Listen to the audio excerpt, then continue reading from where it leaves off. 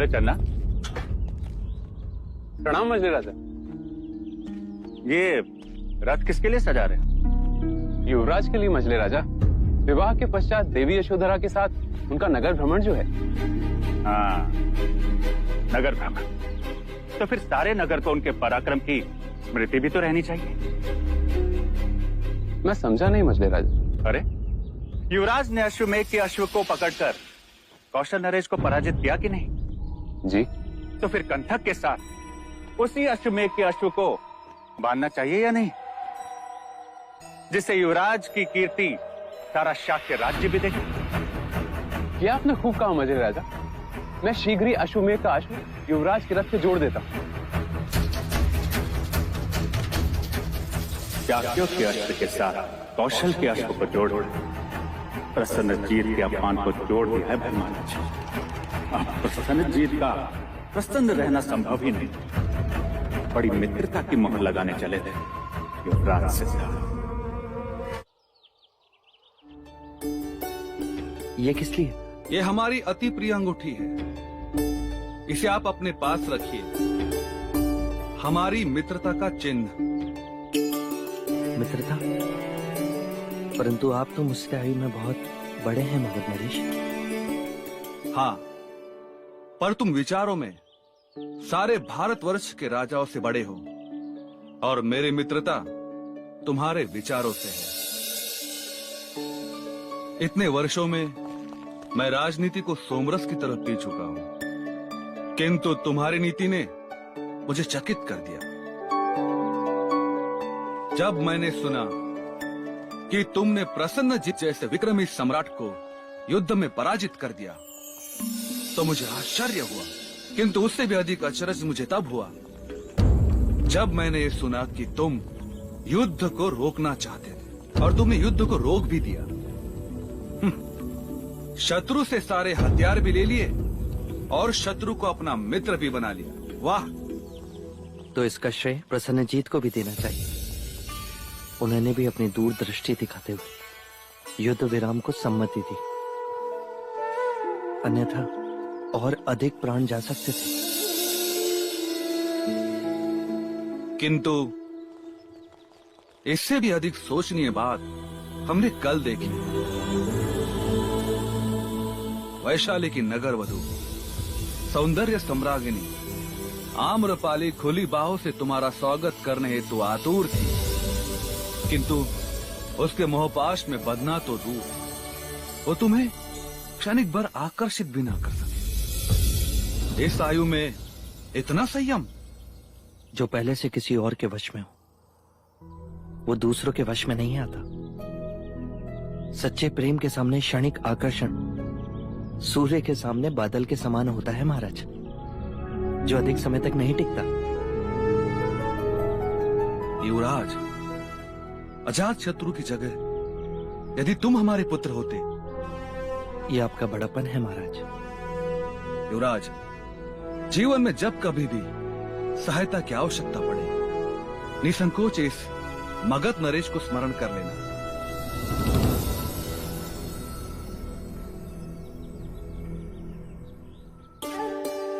शताय शुभम।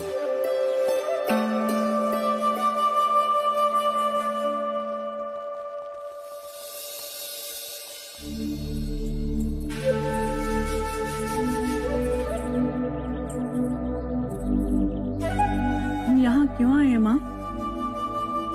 ये पेड़ देख रहे हैं? ये महामाया है।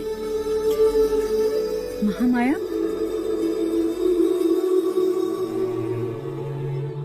महामाया मेरी बड़ी भगिनी, तुम्हारी बड़ी बुआ, महाराज शुद्धोधन की पहली पत्नी और सिद्धार्थ की जन्मदायित्री। इसे प्रणाम करो। दीदी, ये यशोधरा है, तुम्हारे सिद्धार्थ की पत्नी।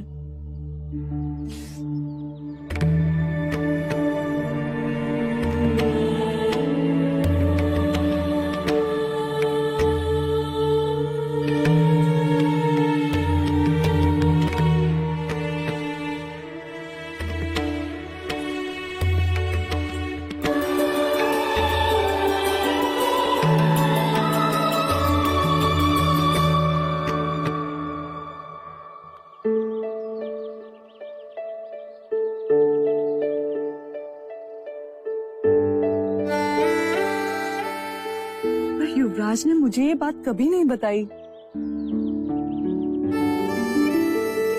क्योंकि वो स्वयं भी ये बात नहीं जानता। वो तो केवल ये जानता है कि मैं ही उसकी माँ। क्यों छिपाया आपने माँ? क्योंकि महाराज नहीं चाहते थे। ऐसा क्या कारण था? असित मुनि की भविष्यवाणी। चाहे लाख जतन कर ले राजन, तेरा पुत्र सन्यासी ही बनेगा। उन्होंने कहा था कि सिद्धार्थ सन्यासी बनेगा, किंतु महाराज उसे सम्राट बनाना चाहते थे। हमने उसे हर दुख से दूर रखा और ये बात भी छुपाई ताकि उसे दुख ना हो। तो आपने मुझे क्यों बताई? क्योंकि हमारे पश्चात उसका उत्तरदायित्व तुझ पर है यशोधरा। पर कभी ये भेद खुल गया तो? यही भय तो हर सांस के साथ जीता है यशोधरा। महादेवी, नगर भ्रमण की सभी तैयारियां हो चुकी हैं।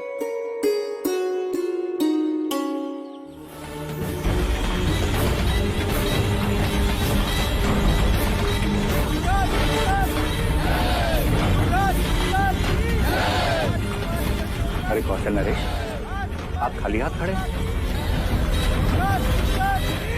ये लीजिए, इन फूलों को बरसाकर आप भी युवराज सिद्धार्थ और यशोधरा को अपना आशीर्वाद दीजिए। राजकुमारी यशोधरा की, राजकुमारी यशोधरा की,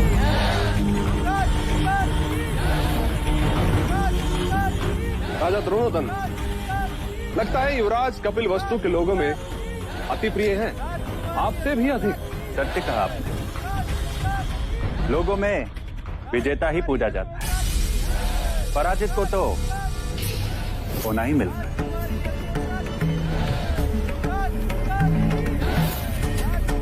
अरे देखिए कौशल नरेश, देखिए युवराज के रथ को तो देखिए। आपने अपनी और युवराज की मित्रता की घनिष्ठता देखी। एक और उनका प्रिय अश्वकंठ और दूसरी ओर आपके यज्ञ का अश्व।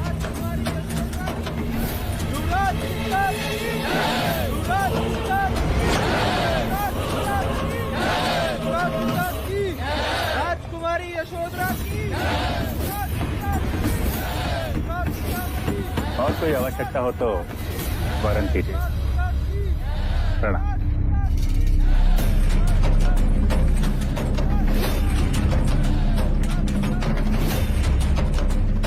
शाक्यों की कूटनीति देखी महाराज। आपको अपमानित करने हमारे अश्वमेघ के अश्व को अपने रथ से बांधकर हमें यह जताया जा रहा कि हमारे अश्वमेघ का अश्व हम उनके काबू में। आप पराजित हो और वो विजेता। नहीं, ये बात नहीं हो सकती। यही बात है महाराज। विवाह मंडप में मैंने स्वयं महाराज को दोदन को दूसरे शाक के राजाओं से कहते सुना। हमने उसे विवाह का आमंत्रण दिया, परंतु उस आमंत्रण को स्वीकार कर लाचार होकर प्रसन्नजीत को कपिलवस्तु आना। आपने हमारा दिया हुआ सम्मान देखा, परंतु होने वाला अपमान नहीं देखा। यदि ये बात सत्य है कि आप हमारे मित्र हैं, तो हमारे साथ द्वार पर खड़े होकर हमारे अतिथियों का स्वागत है इन फूलों से कीजिए। प्लीज।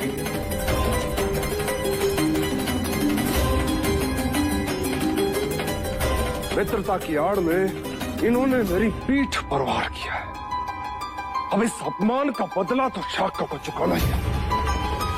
अब हम घड़ी भर भी यहां नहीं रुक सकते। हम शीघ्र ही प्रस्थान करेंगे।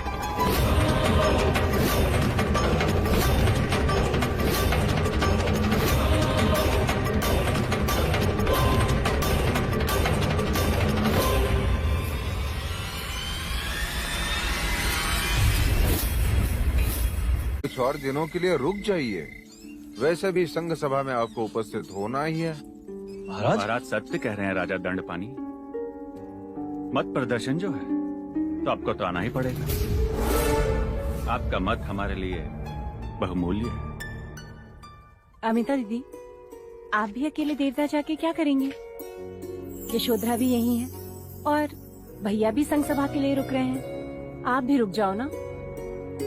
हाँ माँ, थोड़े दिन और रुक जाओ ना, शाक्य सभा के बाद चले जाना। वैसे पुत्री के ससुराल ठहरते नहीं है, परंतु ये तो आपका मायका भी है, रह भी लोगी तो बुरा नहीं लगेगा। ठीक है, ये तो मेरा मायका है ही, पर अब ये तुम्हारा ससुराल है, तो बताओ गोपा, कैसे रोकोगी मुझे? हाँ हाँ, अमिता दीदी अब एक रिश्ते में तुम्हारी बुआ सास भी हूँ, बताओ कैसे रोकोगी?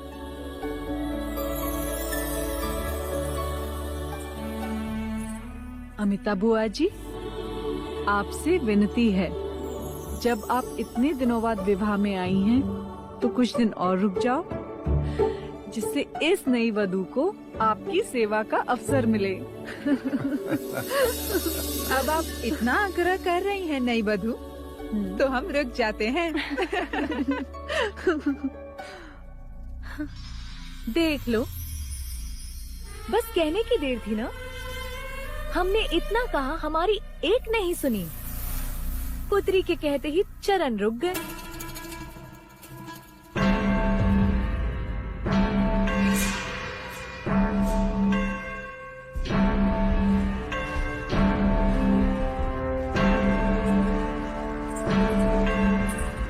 ये इस समय कौन आया है? कमु का देखो कौन आया। जी महाराज।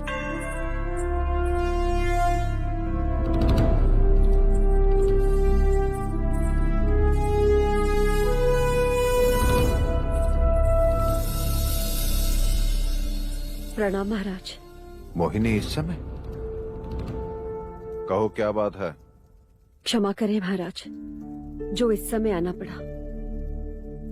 विवाह के पश्चात राजमहल से सारी गणिकाएं रंग महल में आ चुकी हैं, परंतु महाराज कंचनी अभी तक नहीं लौटी।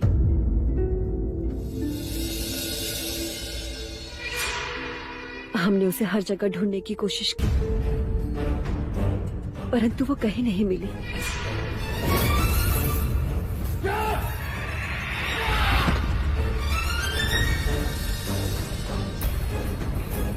क्या किसी ने कंचनी को राजमहल में कहीं देखा है? नहीं महाराज। जी महाराज, मेहंदी की रात को मैंने कंचनी को राजकुमारी यशोधरा के कक्ष से बाहर आते देखा था। हाँ, वो मुझसे मिली थी। तुम्हारा संदेश मिलने पर जब मैं तुमसे तालाब पर मिलने जा रही थी, तब कंचनी ने ही मुझे रोका था कि युवराज कुमारों के साथ चौसर खेल रहे हैं और हल्दी के पश्चात महल से बाहर जाना मना है। पर मैंने तो तुम्हें तालाब पर बुलाया नहीं था। तो फिर कामुका ने मुझसे ये क्यों कहा कि आपने मुझे तालाब पर मिलने बुलाया है?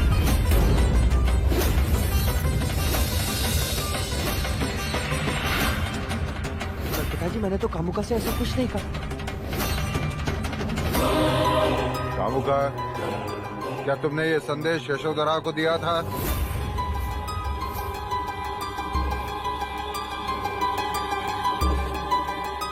हाँ महाराज। किसके कहने पर दिया था?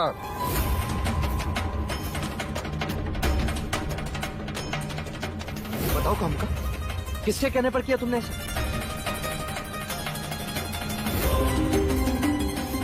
बताओ।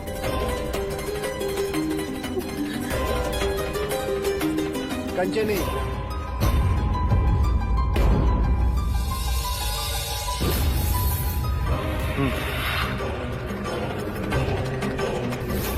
हाँ,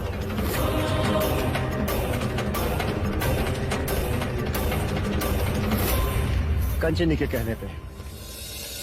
तुम कैसे जानते हो? जब कंचनी कामुका को संदेश देने का काम सौंप रही थी उस समय मैं वहां उपस्थित था।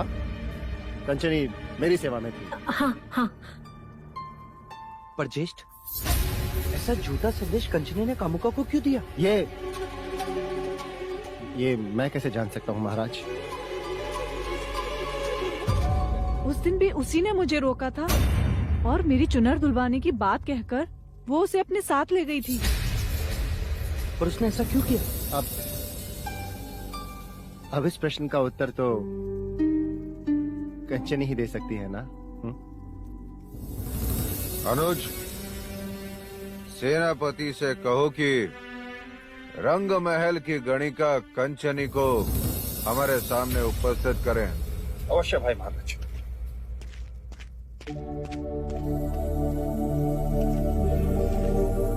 आप चिंता ना करें मोहिनी देवी। कंचनी कहाँ है और उसने ऐसा क्यों किया, इस प्रश्न का उत्तर हम जल्दी ही ढूंढेंगे। जी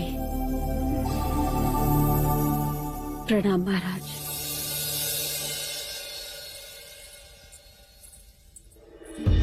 युवराज, अब इन प्रश्नों के उत्तर तो कंचनी की राख से पूछना।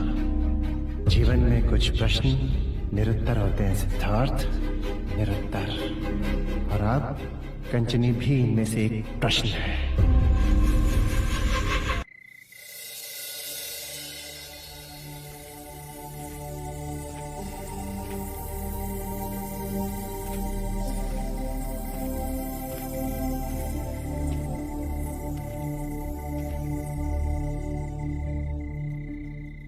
चांद देख रहे हो?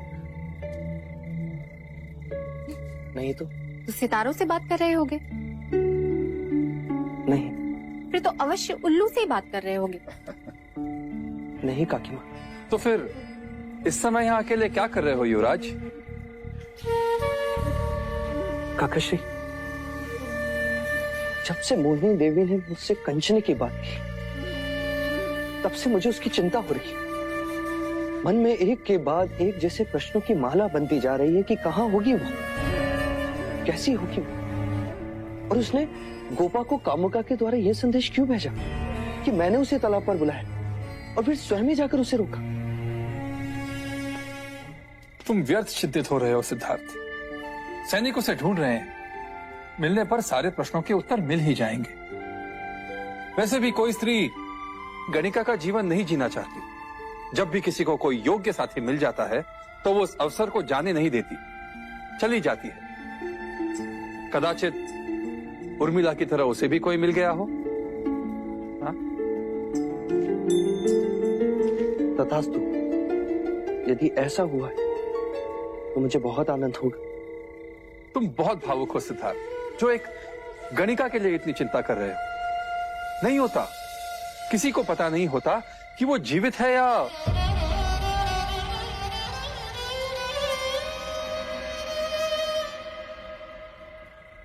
और रात्रि के इस प्रहर तो वर को वधु के पास होना चाहिए। नए सपने सजाए यशोधरा तुम्हारी प्रतीक्षा कर रही होगी और तुम यहाँ अंधेरे में कंचनी को ढूंढ रहे हो। विवाह के दूसरे दिन कोई अपनी भार्या को इस तरह अकेला छोड़ता है भला? नहीं ना सिद्धार्थ, अब तुम्हारा प्रथम कर्तव्य यशोधरा को खुश रखना है। जी काकी। और हाँ, वहाँ जाकर अपने प्रश्नों के बाण मत चलाना। हो सके तो प्रेम के फूल बरसाना। हाँ काकी।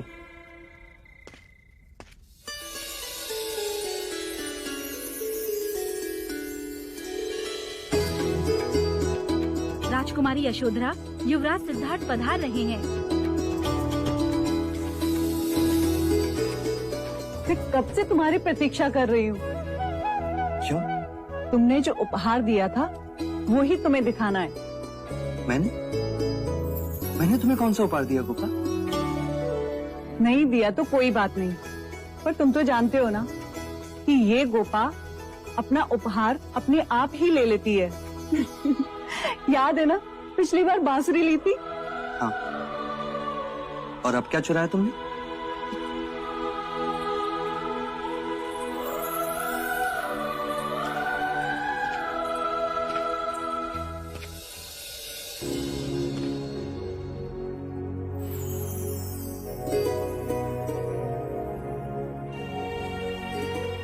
अब कहो, तुमने इसमें रंग कब भरे?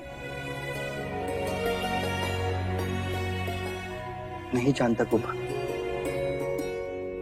कदाचित तुम्हारी याद मुझे इस मूर्ति के पास ले गई होगी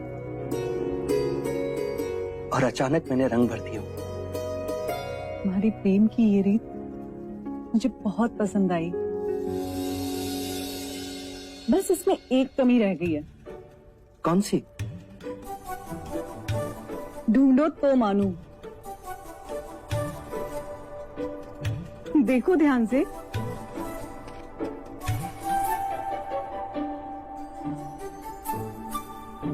मान लो कि आज तुम्हारी दृष्टि की कसौटी है।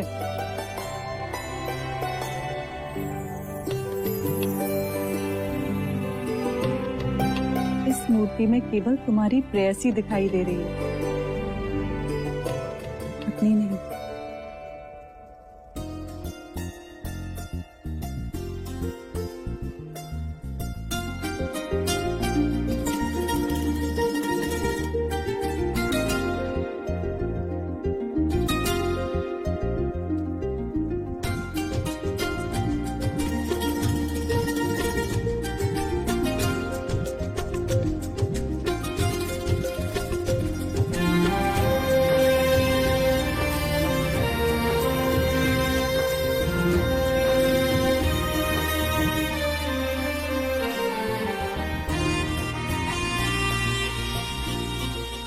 मांग में सिंदूर भरने का अर्थ स्त्री के जीवन को खुशियों से भर देना। ये सिंदूर हर दिन हर घड़ी स्त्री को विवाह के उस पल की याद दिलाता है जो उसके जीवन की सर्वोच्च घड़ी होती है। तुम दृष्टि की इस कसौटी में तीन हुए युवराज।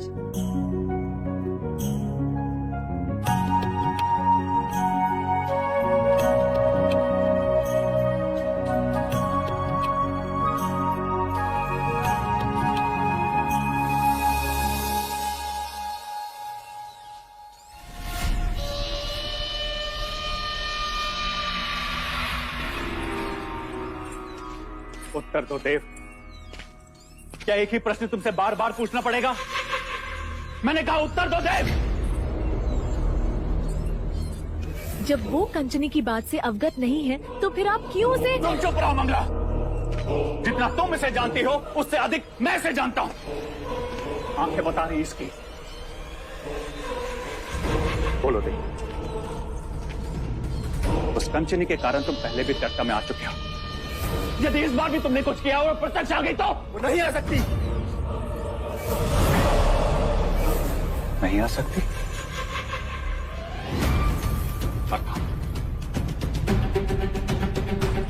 प्रत्यक्ष वो आते हैं जो जीवित होते हैं। मार दिया मैंने उसे।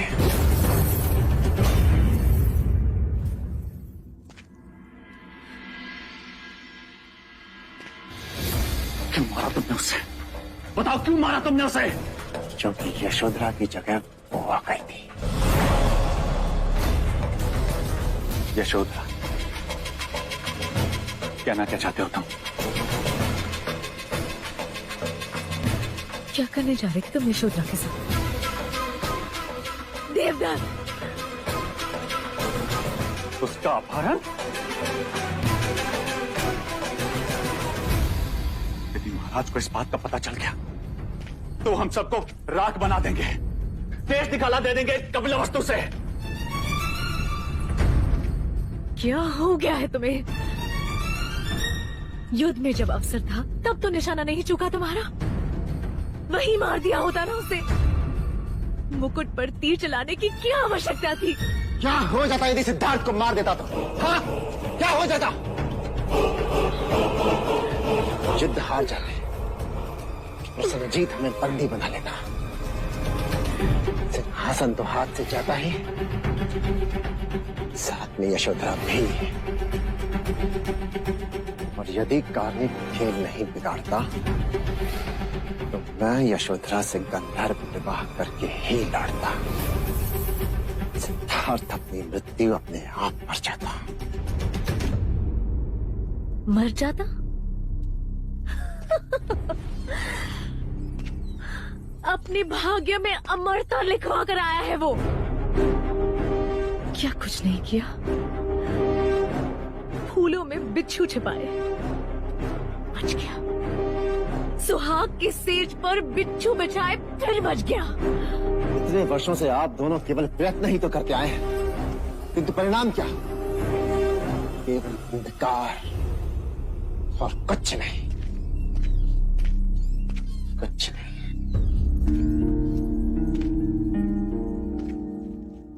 पर उसी अंधकार में एक मार्ग दिख रहा है। कैसा मार्ग? संन्यास का मार्ग। तुम्हें याद है आर्या, असित मुनि की वाणी सुनकर मैंने क्या कहा था? सिद्धार्थ के जन्मदिन पर मैं उसे भेंट में एक कमंडल दूंगी। अब वो समय आ गया है आर्या। साधु संत सन्यासी, दुख दया माया पीड़ा वैराग्य, और फिर वानप्रस्थ। तुम कहना क्या चाह रही हो? यही कि सिद्धार्थ के पास बस 2 मार्ग हैं, या तो जग से जाए या फिर वन में जाए। जग से नहीं जाता तो वन में जाए।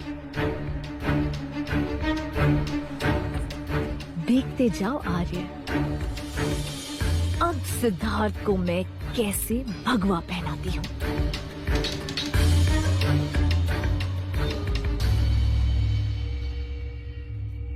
ये देखो सिद्धार्थ, ये है 7 खंडीय आवास, ये है 9 खंडीय आवास और ये 12 खंडीय आवास। ये तुम दोनों के लिए, ताकि तुम हर ऋतु में वैवाहिक जीवन का आनंद ले सको।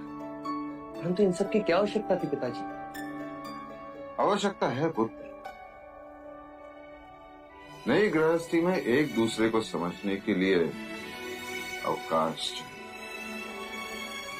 तो फिर पिताजी, मैं और गोपा इन आवासों से दूर ऐसे शांत स्थान पर जाना चाहेंगे जहां प्रकृति का आवास हो, जो निसर्ग के समीप है।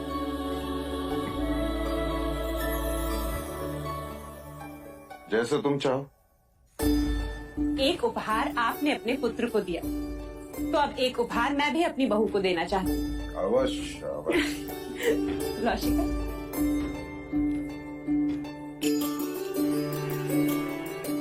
ये क्या है माँ? ये सूत्र कुलगुरु ने तुम्हें पुत्र रत्न प्राप्ति के लिए दिया है। इसे विवाहिता की बाईं हाथ की कलाई में बांधा जाता है। कहते हैं जिस दिन संतान का आगमन संभव हो जाता है, ये सूत्र अपने आप छूट जाता है। माँ, क्या तुम सचमुच इन सब बातों पे विश्वास रखती हो? विश्वास एक परंपरा है सिद्धार्थ, और हमें उन नियमों का मान रखना चाहिए। परंतु समय के साथ उन्हें परिवर्तन होने चाहिए। क्षमा करें, पर कहते हैं हमारे पूर्वज जंगलों में रहते थे, निर्वस्त्र घूमते थे, पर हम सब तो वस्त्र पहनते हैं। वो पेड़ों और गुफाओं में सोते थे, हमने हमारे सोने के लिए आवास बनाए। वो शिकार करते थे, हम धान उगाते। परिवर्तन तो सब जगह है, तो इन नियमों में क्यों? सिद्धार्थ, कुछ बातें ईश्वरीय होती हैं, उन्हें बदलना ठीक नहीं। यही तो प्रश्न है कि मैंने केवल ईश्वरीय बातें सुनी। इन बातों को कहते हैं ईश्वर को तो किसी ने नहीं सुना।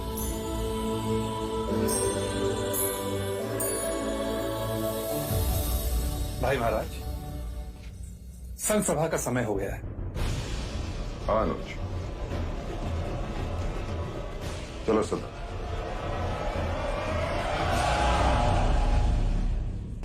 आज संघ सभा में हम पर कई प्रश्नों के तीर चलाए जाएंगे, और उन सभी प्रश्नों के उत्तर हमारे पास हैं पिताजी। यदि हमारे निष्ठा पर कोई प्रश्न करे तो तुम्हें शांत रहने की कोई आवश्यकता नहीं, चाहे मतदान पर उसका जो भी प्रभाव पड़े। आप निश्चिंत रहें, हमारी प्रामाणिकता ही हमारी शक्ति है पिताजी। सत्य हमारे पक्ष में, संपूर्ण शाक्य संघ मिलकर भी उस सत्य को झुठला नहीं सकता।